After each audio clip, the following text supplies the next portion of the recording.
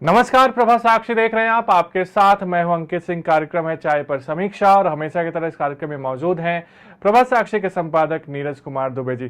Sir, बहुत स्वागत है आपका। और चाय पर समीक्षा है और जाहिर सी बात है कि राजनीतिक चर्चा इसमें होगी ही होगी और हम हमेशा ऐसा करते आए हैं।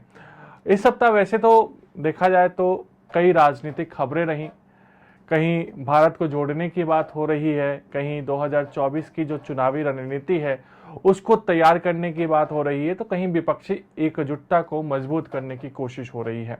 कुल मिलाकर देखा जाए तो इस बात का एहसास वर्तमान राजनीति को देखते हुए होने लगा है कि चुनाव नजदीक आ रहे हैं।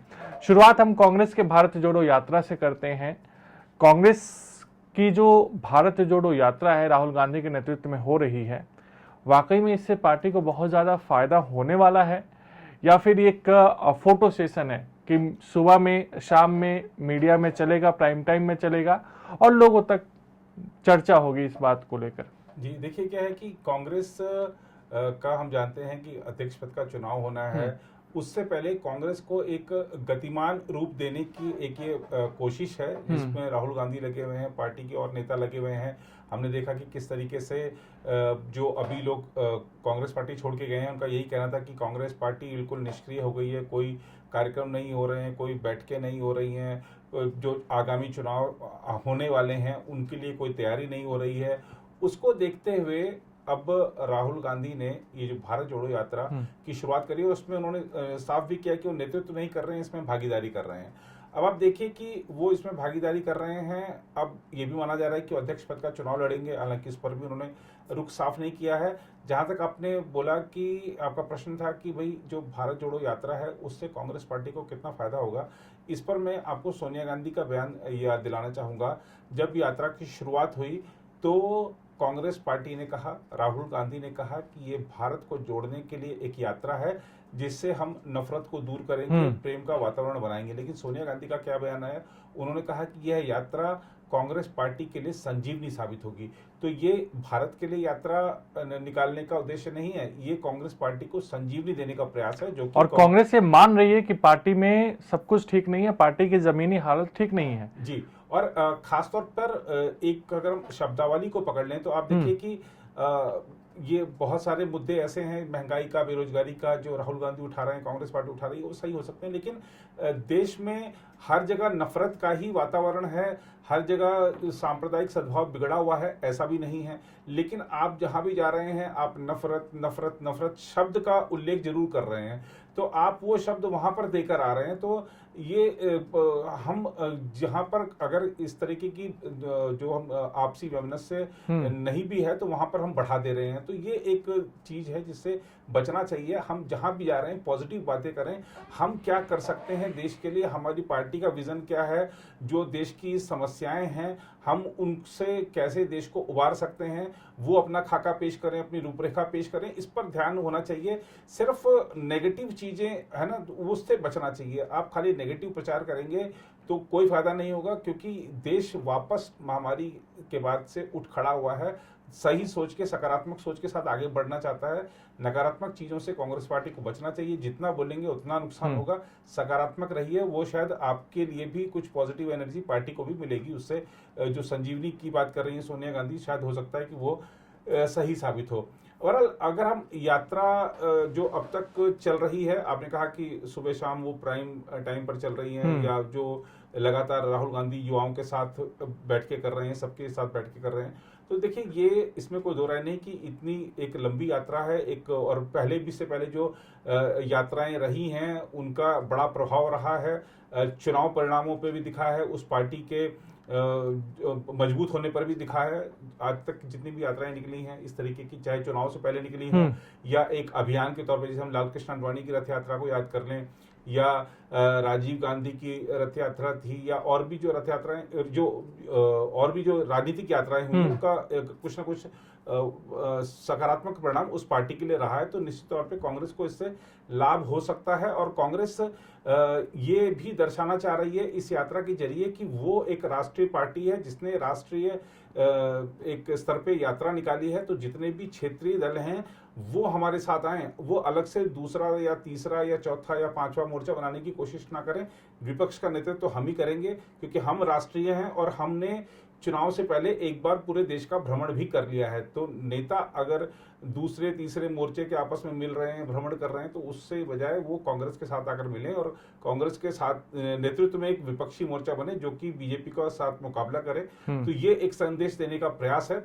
और मुझे लगता है कि राहुल गांधी अध्यक्ष बनते हैं या नहीं बनते हैं, लेकिन पार्टी में उन्हीं का एक तरह से मालिकाना हक होगा, उन्हीं की चलेगी। ये चीजें भी इस यात्रा से सिद्ध हो रही हैं, क्योंकि आप देखिए कि राहुल गांधी भले कह रहे हैं कि मैं नेतृत्व नहीं कर रहा हूं, मैं इसमें सहयात्री हूं, लेकिन कितने ऐसे नेता हैं राहुल गांधी के अलावा जिनकी प्रेस कॉन्फ्रेंसेस को लाइव दिखाया जा रहा है, या जिनको प्रेस कॉन्फ्रेंस का मौका दिया जा रहा है, या जो उस यात्रा में जो उनके लोग हैं उनके पीछे चल रहे हैं। नेतृत्व तो आप देखिए, जितनी भी फोटो देख लीजिए, वीडियो देख लीजिए, हर जगह राहुल का ही नेतृत्व है।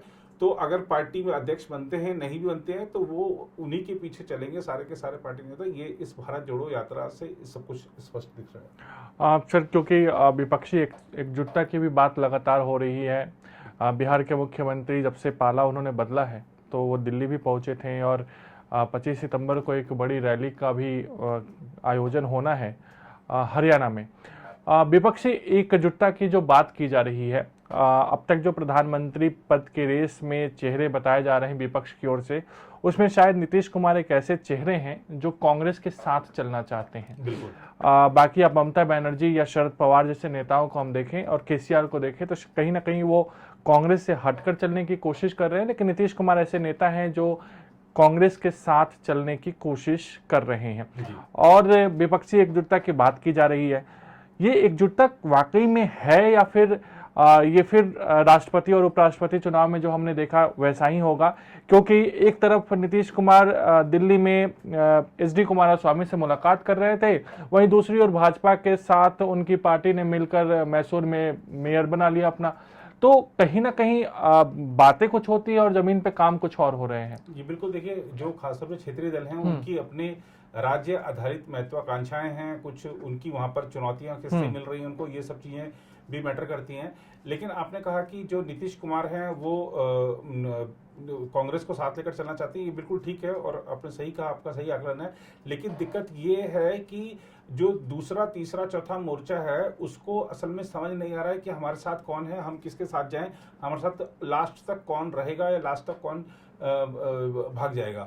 तो ये आप देखिए कि नीतीश कुमार को जो ममता बनर्जी हैं उन्होंने अभी कुछ 2-3 दिन पहले बयान दिया था कि हमारे साथ जो चुनावी हमारे संभावित सहयोगी हैं उसमें केसीआर होंगे, नीतीश होंगे और झारखंड के सीएम हेमंत सोरेन लेकिन होंगे। खेला शुरू होगा पश्चिम बंगाल से। अब नीतीश अगर ममता के साथ हैं तो फिर वो कांग्रेस के साथ नहीं रह पाएंगे। तो ये एक बड़ी इनके विपक्षी दलों में ये दिक्कत है कि आप राज्य में उसके खिलाफ हैं, केंद्र में उसके खिलाफ हैं, तो ये वहां पर आपसी जहां पे हित टकराते हैं तो उसका एक हमको परिणाम दिखता है जब भी गठबंधन का स्वरूप होता है। हमने देखा कि आपने जैसे जिक्र किया राष्ट्रपति चुनाव में, उपराष्ट्रपति चुनाव में पूरा विपक्ष बिखर गया क्योंकि सबके अपने अपने हित थे। तो ऐसे ही हित तब टकराएंगे जब एक विपक्षी मोर्चे का गठन होगा और न सिर्फ उस मोर्चे में कौन कौन शामिल रहेगा इसको लेकर हित टकराएंगे, बल्कि इस पर भी टकराएंगे कि इसका नेतृत्व कौन करेगा, क्योंकि नेतृत्व के लिए बहुत सारे आकांक्षी हैं लोग,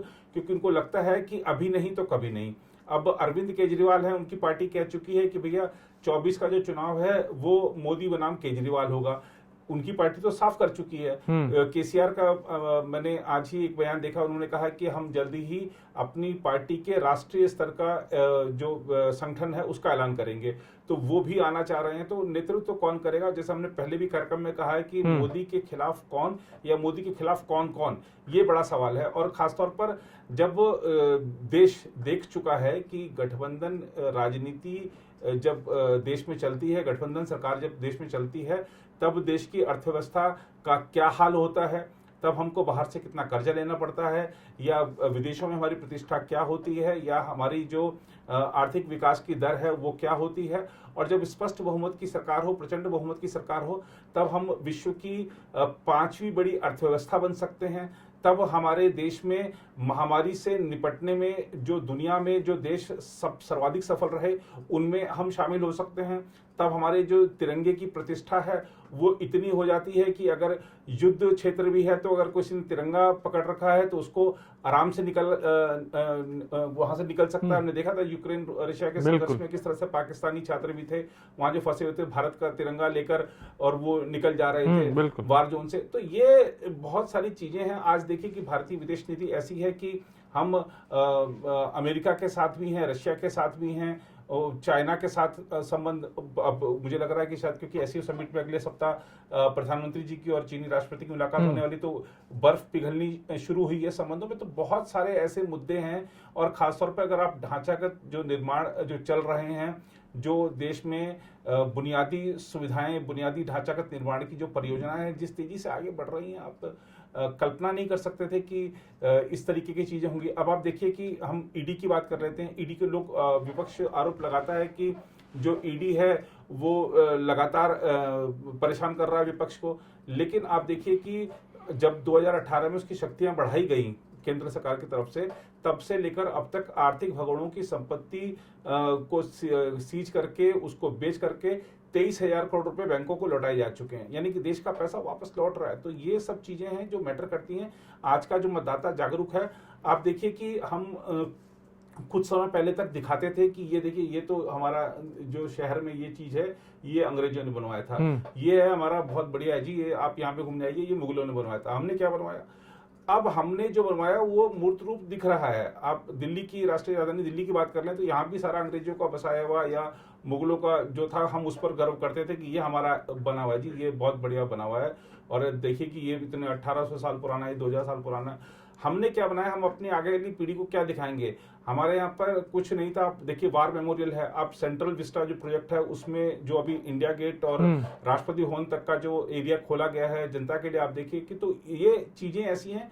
हमने क्या किया, हमने क्या बनाया, हम अपनी पीढ़ी को क्या बताएंगे कि हमने क्या किया? सब कुछ दादाजी देके गए ऐसा नहीं चलता ना, हमने क्या किया वो भी दिखाना पड़ेगा। तो ये अब चीजें सामने आ रही हैं। अब देखिए कि देश चाहे रक्षा क्षेत्र हो चाहे अन्य क्षेत्र हो, आत्मनिर्भरता की ओर तेजी से बढ़ा है बहुत सारे विषयों में। तो ये मुझे लगता है जनता इस सब चीजों को जरूर देखेगी। रायपुर में संघ की बैठक, जेपी नड्डा का उसमें शामिल होना और साथ ही साथ चुनावी प्रभारियों की नियुक्ति, महाराष्ट्र से विनोद तावड़े को बिहार भेजना, लगभग राजनीतिक हाशिए पर जा चुके प्रकाश जावड़ेकर को केरल की जिम्मेदारी देना, विजय रूपानी को फिर से सक्रिय करना लेकिन गुजरात से बाहर, ऐसे समय में जब गुजरात में चुनाव होने हैं, उन्हें पंजाब भेजना, चंडीगढ़ भेजना, इसके अलावा संबित पात्रा को पूर्वोत्तर भेजना और कई तरुण चूग को तेलंगाना भेजना, मंगल पांडे को पश्चिम बंगाल भेजना।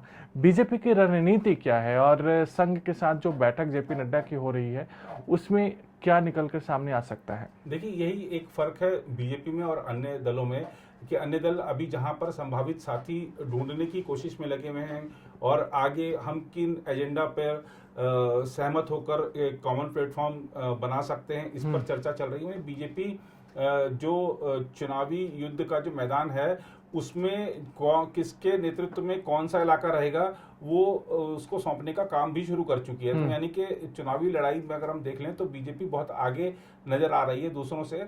और आपने जो बात करी है संघ की जो बैठक से, ये लगातार इस तरह से बैठ के समीक्षा बैठ के होती रहती है कि जो संघ के जितने भी प्रयोजन चल रहे हैं उसमें कहाँ पर कितना लक्ष्य हासिल किया गया, आगे क्या चुनौतियां हैं। जो प्रचारक हैं विभिन्न क्षेत्रों के वो सारे जुटते हैं, वो बताते हैं कि हमारे क्षेत्र में क्या चल रहा है या बाकी सब चीज़ों के आधार पर संघ अपने आगे की रणनीति तय करता है।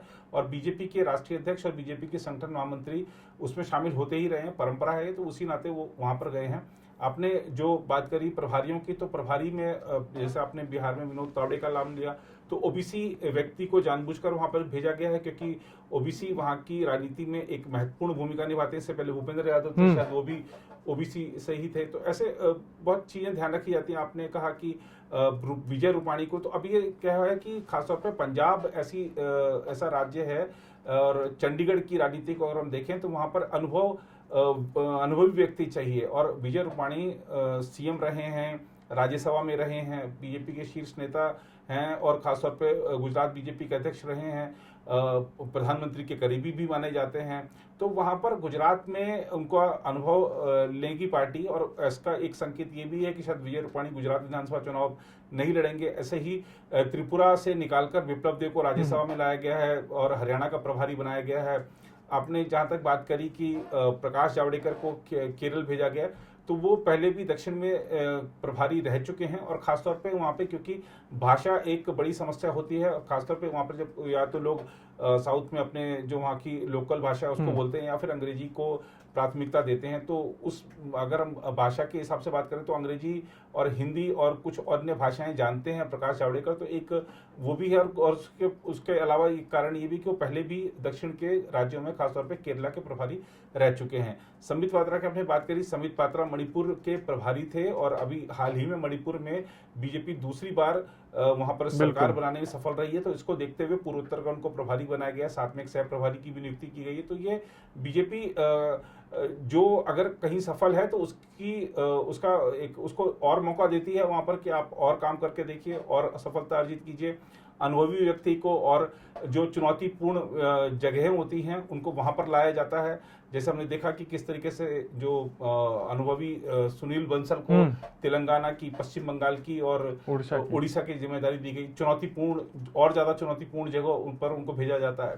तो ये बीजेपी की अपनी रणनीतियां हैं, उनको जो वो 144 सीटों वाली रणनीति क्या है? हाँ, 144 में देखिए बीजेपी ने एक मंथन किया, उसमें 144 सीटों में जो बीजेपी पिछली बार 2019 में जिनमें हारी थी कम अंतर से, या दूसरे या तीसरे नंबर पर रही थी, वहां पर कुछ केंद्रीय मंत्रियों को काम सब क्लस्टर बना दिए गए थे उन 144 सीटों के, और वो हर मंत्री के हिस्से में 2-4 क्लस्टर आए थे कि आपको इस क्लस्टर के अंतर्गत आने वाली सीटों पर जाना है, वहां पर क्या राजनीतिक समीकरण है, जातिगत समीकरण है, किन कारणों से हारे थे, अब कैसे जीत सकते हैं, इस बारे में एक रिपोर्ट तैयार करके जेपी नड्डा को, अमित शाह को सौंपी गई है, जिस पर अब बीजेपी आगे आने वाले दिनों में रणनीति बनाएगी। और इसके अलावा सिर्फ बीजेपी काम कर रही है, आरएसएस भी काम पर लग गया, सिर्फ ऐसा नहीं है, ये काम लगातार चलता रहता है।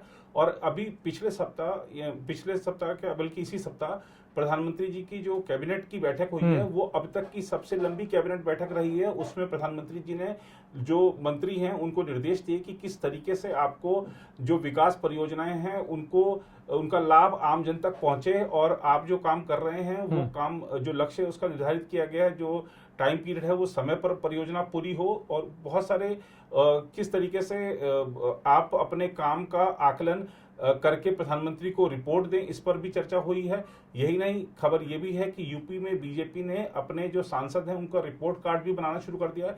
तो अगर हम देखें, आपने जैसा कहा कि जो कई सारे मोर्चे बनाने की कवायद हो रही है, तो वहां पर कवायद हो रही है, बीजेपी बहुत आगे निकल भी चुकी है। जाहिर सी बात है कि बीजेपी कोशिश कर रही है कि 2024 के चुनाव के लिए जब विपक्ष अपनी तैयारियों में जुटे उससे पहले कम से कम हम अपने सारे बॉक्स में टिक कर मार्क कर ले। ये बीजेपी की अपनी रणनीति है और शायद उस पर वो काम करने की शुरुआत भी कर चुकी है। तो फिलहाल चाय पर समीक्षा कार्यक्रम में इतना ही। अगले सप्ताह फिर आपसे मुलाकात होगी। तब तक मुझे यानी अंकित सिंह और प्रभा साक्षी के संपादक नीरज कुमार दुबे को दीजिए इजाजत। नमस्कार। अगर आप भी लेना चाहते हैं देश दुनिया की तमाम जानकारी तो आज ही सब्सक्राइब करें हमारे चैनल को। साथ ही नीचे दिए बेल आइकन को जरूर दबाएं ताकि हर अपडेट आप तक पहुंच सके।